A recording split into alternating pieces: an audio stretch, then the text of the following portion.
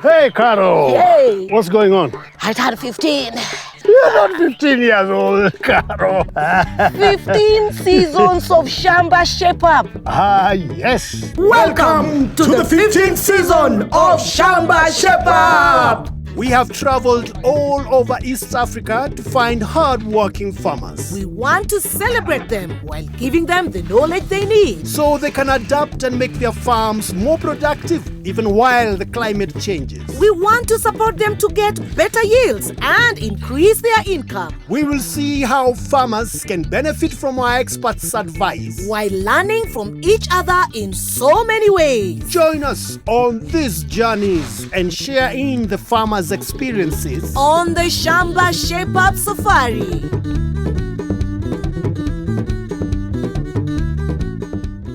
This week, we are in Muranga County.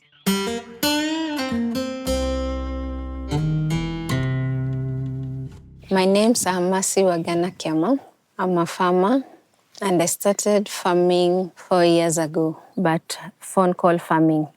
But after 4 years, we relocated to Muranga. We took it seriously and we ventured into other fields like poultry, rabbit, dairy, the cows. We have dairy goats as well. Hey, hi. Wow, Mercy. Yes. The whole family. So welcome to the Kiama farm. My name is Argilan Kiama Mugai. Would you like to be a farmer in the future? Yes. To supply food and also to get money. You talked about money and a smile lit your face. Why do you want to make money? To help people, you know. That's lovely. So, Mercy, yes, just tell us briefly about how this came about. Mercy is a girl who was born and brought up in Nairobi, to be precise, Muranga Kubwa. Muranga Kubwa, Eastleigh. Yes, Eastlands. Okay. My husband, Sam Kiama, has a passion of farming. So when COVID came, Mercy decided, let me venture into this field. Full-time? Yes, full-time. Wow. And this is now where we are. How is the farming here in general? Not so bad. Yes. Yeah, trying. A few challenges here and there. The feeds are expensive and probably the market. We need to pitch up our tent and get ready for work. So we'll see you in a little bit. Sawa. See you. Johari is happy. See you in a bit. See you in a bit. Karibu.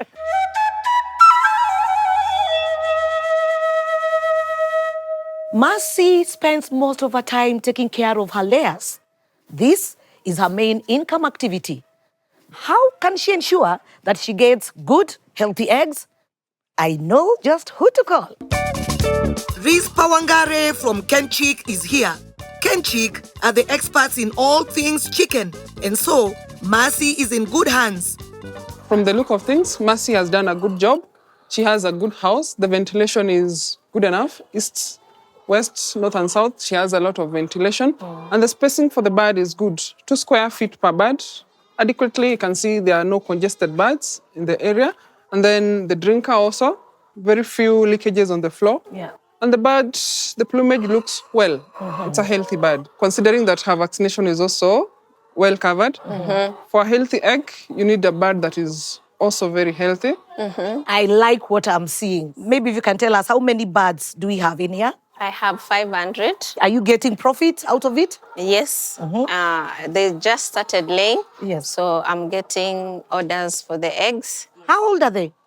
6 months. 6 months. Yes. And they just started producing eggs? A month ago. A month ago. Yes. Wow. What's your production per day?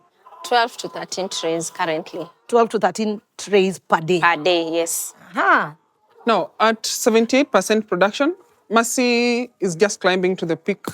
So what's the optimum percentage? Yeah, I've seen farmers do up to 98%. Yes. What should Mercy do to ensure that this egg is of quality and it's rich in every way? Mercy has to make sure that the flock is well secured. Biosecurity-wise, the food dip should always be well replenished with disinfectant to make sure that there are no pathogens getting into the flock. And then on a daily basis, make sure you check on the litter of the bird. Check if there is any change in color so that if any infection comes in, you can always be at a spot on to check on it. And then for the drinkers and the feeders, make sure they are well heightened and there's no leakage for the drinkers. Because the more you have leakage into the chicken house, from the drinkers, the wet litter will not be very safe with growth of pathogens. Okay. So that means the bird will not be healthy. What is a quality egg?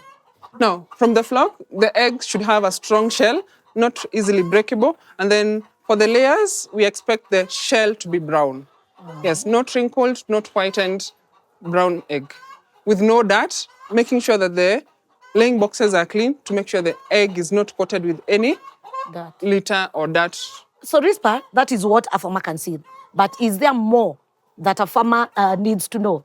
Good quality feed ensures that the bird gets enough and good nutrients, so the egg can also be nutritious to the consumer. On the health of the bird, not using a lot of antibiotics. Avoid using antibiotics unless necessary. This prevents transfer to the end consumer. So far, so good. Yes. All right. You want to sell more eggs? Of course, yes. Yes. What reason would you give your consumers on why they should buy eggs? Okay, eggs are quite affordable and it's rich in nutrients that are good for the heart and the brain development for the babies. Yes, and also high in protein. All right. So we have these myths that people always talk about. Pregnant women should not eat eggs. Pregnant women should take a lot of eggs because they are rich in nutrients that are required by the growing fetus to make it healthy. Oh, Yes. so that is just a lie. Any other myth that you know? Some people say you should not eat more than 2 eggs a day because it has more cholesterol. You can eat more than 2 eggs in a day because they help in managing the weight. Yes. The last one. Brown egg, white egg. Which is healthier? Oh, they're both healthy eggs. It only depends on the breed. For the Highline brown that is supplied by Kenchik, they give you brown eggs. There are other breeds that give you the white egg. So they're all nutritious. All this is in research that has been done by experts before. Mercy is a happy farmer now. Yeah. Because she has learned and she has more information. For everything we do, we can always make things better. So is there anything that our farmer can do? Rispa suggested we change the litter, clean and adjust the drinkers and feeders. With the expert advice, we help implement some of the changes Rispa has suggested, getting Mercy well on our way to getting the best quality eggs and better profits. More and more we want to go organic, especially for the food we grow and eat often. What options do we have? Let's find out. We have George Kamunya from Biological, a company that makes organic fertilizer.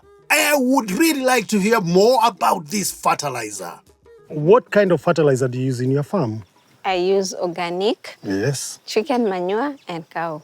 No chemical fertilizer at No all. chemical at all. How has the results been? I can say so far so good. Yes. Because your crop is looking nice Yes. and beautiful. Green, yes. Green. First, I'd commend Mercy for ensuring that her farm is as organic and as sustainable as possible. However, there is the flip side to overuse. For instance, like for waste from chicken, it might end up acidifying your soil if used for a long period of time. On the other side, when we come to crop nutrition, it's divided into 3 parts. The first one is the primary nutrients. That is the nitrogen, phosphorus, and potassium. Now, you'll realize that for the cow waste, it only addresses majority of the primaries only, leaving alone the secondary nutrients and the trace elements. But now, by looking at this crop, what can you tell? It's very beautiful. I like the greening, the chlorophyll effect. It's very vegetative. However, for beans, for maize, we are not after the leaves. Yeah. We are after the grain. Yes. Mercy doesn't have the pods. So it may be beautiful to look at, Yes, but not productive. exactly. And you want to make money from your crop, don't you? Yes, I do. Wow. So, what solution do you have? We have a very good solution for addressing your crop nutrition. The solution that we have for this is a very good product called Asili. What is Asili? Asili is a well-balanced biofertilizer. We have NPKs, nitrogen, phosphorus, and potassium at 223. That is quite good for an organic fertilizer. Phosphorus will address the element of strong rooting system. Potassium will address the element of generating the fruits that we want here, in this case, the pods and the maize. We also have the secondary nutrients, that is calcium, sulfur, and magnesium at 411. Basically means that calcium will help in addressing the element of soil pH, that is acidity. Finally, we have the trace elements. We have zinc, we have boron in good numbers, including copper as well. So it's a product that has everything the crop needs. Everything. Yes. Now, the icing is the organic matter that is inside asili.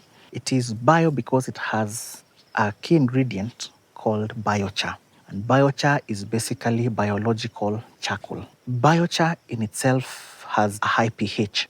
Because you have used organic solutions for a long period of time, chances are high that you have lowered your soil pH, and BioChar inside the asili will be able to raise your soil pH gradually. Okay. Secondly, the weather patterns are very, very erratic. Now, BioChar acts like a sponge. It stores water for the crop in form of moisture. Your crop will maintain this same greenness that we are seeing for a longer period of time, even when there is not enough water. Okay. Thirdly, BioChar also acts as a sticker for nutrients that are in the soil. Then, unlike other organic solutions, asili is granulated, meaning it's very easy to apply. And lastly, boosting the crop yields. Now that I've been using the organic manure, do I stop and continue with asili? No, do not stop application of chicken litter, droppings from the cow, do not. As long as they are well decomposed, encourage you to continue that, but also supplement that with asili. Okay. Asili will just spice up what is lacking. Wow, that sounds nice, doesn't Yeah, it? it does. Asili is available throughout the country. You can use asili for planting, top dressing, or to improve the condition of your soil. For top dressing, use 2 handfuls per stem. Asili is organic, safe to use with the hand, and it does not scorch the plant. New shavings. We adjust the feeder's height, change the foot bath, put clean drinking water. Coming up after the break, we learn about best breeding practices and empowering women farmers.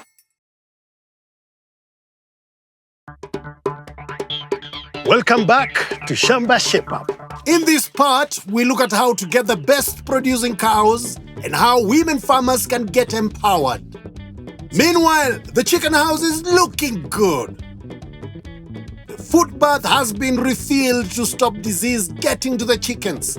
The feeders and drinkers adjusted to the required height. No leakages from the drinkers. New litter is dry.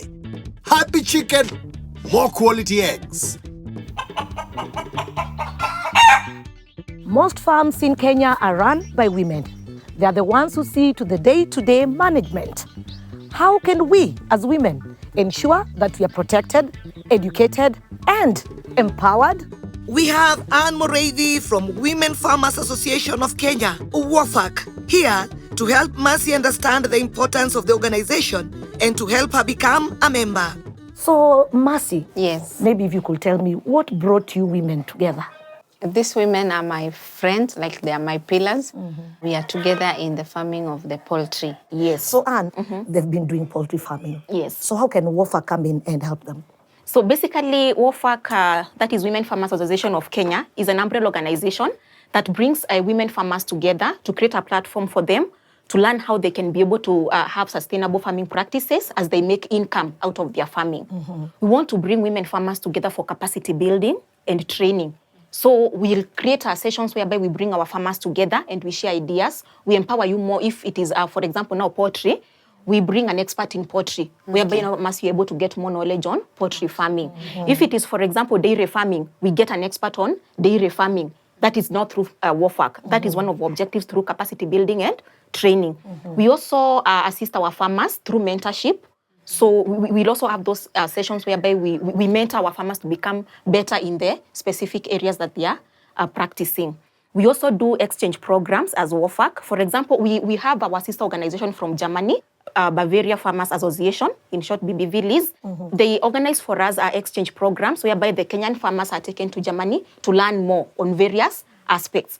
Yeah, like now this year we were able to take around 16 women from Kenya to Germany. We also do partnerships and networking. Like now in October 4th, we had Rural Women's Day, whereby we were able to bring so many stakeholders together, and we create that platform for our farmers to be able to know these are maybe people from the Kenya livestock, the Karo people, we bring the banks, we bring so many various stakeholders together, and our women farmers are able to network with them. So we create for them a platform whereby they can get various experts from the various farming wings, and they're able to get that knowledge firsthand. All right. Yeah. How do I join or how do I go about it? So you can become a member of WOFAC through a group, which should be registered with social services. You register with 5,000 shillings. You can also become a member being an individual. That is a champion. A champion, no, is not just a group member. An individual person who is more capable of even supporting the women farmers in various ways. Either maybe you're a professional somewhere and you can offer some extra knowledge to these ladies. So maybe, for example, if I'm a banker, I can be able to come and offer financial literacy sessions. You register with 10,000 shillings. And also an institution can join us through registering with 10,000 shillings. Yeah. And why do I need to pay the 5 or the 10,000? In any institution, once you join, there is always that membership fee. So basically, the registration fee enables the organization to run its various activities or even the office. Yeah. And then we normally have an annual renewal fee of 3,000. We've registered, we've paid the subscription fee. How does it work? We have a governance structure in place in WOFAC, and we have 2 arms. WOFAC is structured for the woman farmer. The farmer is a member of a group. 20 groups come together to form a chapter led by its own board. A chapter is created at county level. The board members from the chapters then elect members that form the national board. Assisting the board is a national secretariat. And just your colleague may have something to add. Before, women were only getting money from their husbands. Nowadays, we are not only farming, we are doing business, agri-business. So we are putting our money in our pocket. Even we are helping our husbands. Come here, I'm a really good farmer, and I'm getting a lot of money. At the same time, I'm an old mama, but I've paid fees for my children, all of them. WOFAC. Women farmers. Women farmers. Feed the world.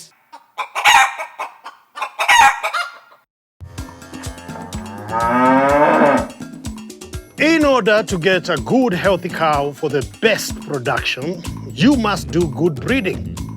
But how do you do this? We have Benson Landa from CKL Africa to help our farmer understand breeding and get the best from her dairy cows. So, Mercy, Yes. what was the main purpose of keeping these cows here? To give me milk that I can sell and to do value adding. Probably make some yogurt, some cheese. I'm happy that, Mercy, you know exactly why you needed to start the dairy farm. We call it an objective. So, Mercy, are you happy with the milk, the quantity the cow is giving? As per my expectation, no. What should she have done or other farmers can do to ensure that they get the cow for the purpose they intended? It's a combination of 2 things. Okay. What you call the genotype of the animal, 25 to 30% of the output of the animal will come from the genetic makeup of the animal. What you want is milk production. So which breed of that animal will give me that milk? Yes. But finally, when the animal is in the farm, now the 70% comes around the management. How are you feeding the animal? How are you doing the routine management, watering, the health checks, the parasite control? Mercy, Yes. tell us a bit about Miss Kenya. Miss Kenya is a cow that I bought from a friend. Then after several months, I called a veterinary who came and checked whether it was on heat and confirmed it was. He inseminated it, and after 9 months, I got a calf. If you're buying, get it from a reputable farm, if you can. Make sure that you can have the records of the cow, who was the dam, that is the mother, who was the sire, that is the father. You're able to get some satisfaction that this is a cow from a lineage I would love. If it's here and you want to get the best out of this cow, for the next generation, what can I do? Look at the animal. Look at the things that are the weaknesses in that animal. In our case here, it's a small animal. You may need to improve on the stature of the animal, the body depth of the animal, but also the capacity of the animal to be able to carry milk, to make sure that the udder is well attached. the teat placement for easier milking, but also the length of the teat. You don't want a long teat, that will bring issues, especially with mastitis. You don't also want a short teat, that will also bring issues, especially while you are milking. And in future, you want to venture also in machine milking. That will help you in terms of making those decisions. The rear leg view of the animal, you find that the legs are kind of coming together, protruding outwards a little bit. You want a cow that, when you look at it from the rear side, it's more or less straight, leaving a little bit of space for the udder to be forming well. And those are some of the things you look at. So having understood your animal in that perspective, then you look at the bull that improve on the specific traits of that animal. For example, here, you have a bull called Shomi. Some of the things that we discussed was around the stature. Look at the stature, beyond 100 when you look at here. So it means it's adding a little bit of stature, a little bit of height to the animal, which is very good component for this specific cow. Look at the feet and legs, how they are set. Rear legs, rear view, it's an addition. So because ours is looking like coming together, this one will a little bit open up the rear legs, rear view, and make the animal have a better capacity to carry that. So having looked at that, you select a bull that best suits your cow. You do that quite earlier, before the cow comes on it, because you have good records, you can predict with certain accuracy that my cow is coming on it, for example, in the next 2 weeks. It is you to initiate a conversation with your breeder. The thing is, we don't want to have what you call mating. Mating is just having a semen and getting it into the animal, and the animal conceives. We want to do breeding. The difference between mating and breeding is that breeding helps you to progress genetically. That these were the challenges the cow was facing. I don't want them to be transmitted to the offspring. The information is awesome. I did the mating process other than the breeding process. Okay. Yeah. Okay. So from now on, you'll be using the CRV catalog? Yes. CRV from CKL Africa Limited is available countrywide. Check with your breeder or vet.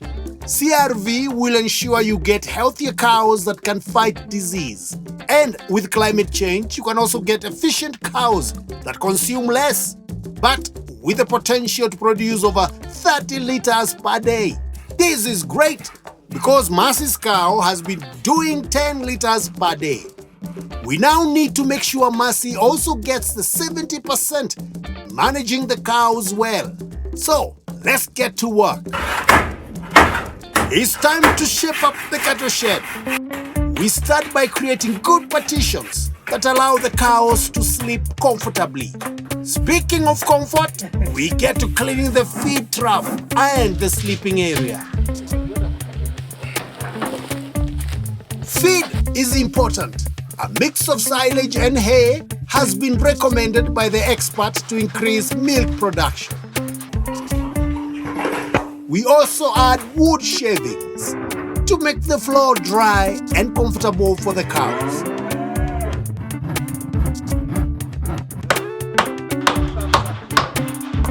Most important, minerals. Ensure the cow is ready for breeding. Will Mercy be happy with this? So Mercy, Yes. Shamba Shape Up has been in your Shamba. It was awesome.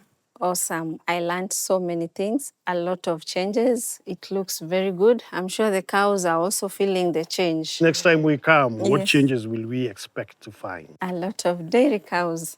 I'll also help mom in selling the things like eggs. I like the fact that he loves making money. Absolutely, absolutely. And one thing that I'll not forget, Tony, we're also going to Germany. Her In team. Germany? In Yes. Germany.